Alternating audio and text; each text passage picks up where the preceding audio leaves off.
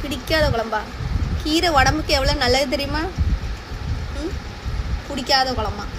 ஏன்னா உங்களுக்கு ரெகுலராக டெய்லியாக நாங்கள் கீரையை வச்சு கொடுக்கோம். எனக்கு அது போன வாரத்துக்கு முந்தின வாரம் வச்சேன். அதுக்கப்புறம் இப்போ 2 வாரம் கழிச்சு வச்சுருக்கேன். ஆல்ரெடி காலையில் தான் நான் கீரையே வாங்கிட்டு வந்தேன். நேற்று இந்த கண்ணில் ஒரு குட்டி வந்துருச்சுது. இன்றைக்கி இந்த கண்ணில் ஒரு குட்டி வந்துருக்குது.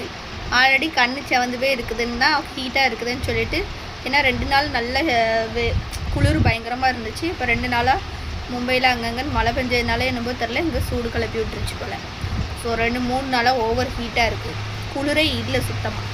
அதனால் என்னமோ நம்மளுக்கு அஃபெக்ட் ஆகுது. ஒரே கண்ணுக்குள்ளே வலிக்குது. இந்த சைடு கண் நேற்று இந்த கண்ணில் இருந்தது, இன்றைக்கி இந்த கண்ணில் ஒரு குட்டி வந்திருக்குது. இதனாலே நம்மளுக்கு பாதி தான் வினையாக வருது. என்ன செய்ய? நானே ரொம்ப நாளைக்கு அப்புறம் கீரை வச்சுருக்கேன். அவளுக்கு ஒன்றும் கீரை குழம்பு பிடிக்காதான். அவன் கீரை செஞ்சு சாப்பிட கொடுத்து வச்சுருக்கணும், நான் செஞ்சு கொடுக்கறதுக்கு. சாப்பிட்டா சாப்பிடுங்க, இல்லைன்னா போங்க. அவன் பாரு கீரையை வச்சுருக்கேன். கீரை வச்சு இன்றைக்கி ஒரு சொட்டு சோறு உள்ளே போகல. அப்போ நீ எவ்வளோ கொழுப்படுத்து போய் உட்காரு மலை கீழே உட்காரு. சாப்பிட்ட நேரத்துக்கு எதிர்த்து அப்படி உன் முடி கூந்தலெல்லாம் நீ பரப்பாத. இங்கே எல்லாம் நான் எங்கள் சாப்பாட்டுக்குள்ளே தான் வரும். கீரை வச்சுருக்கேன்னு சொல்லிட்டு இன்றைக்கி கீரை குழம்பு சாப்பிடக்கூடாது. நீ அப்போது தவத்தில் உட்காந்துருக்க அப்படி தானே? என்ன விரதத்தில் இருக்கியோ? அப்போ இரு.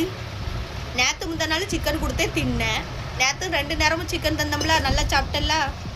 அப்போ மாத்திரம் ஒரு சுட்டு சோறு இல்லாமல் வலிச்சு பூரா உள்ள போயிட்டு இப்போ அப்படியே அங்கே மிச்சம் கிடக்குது.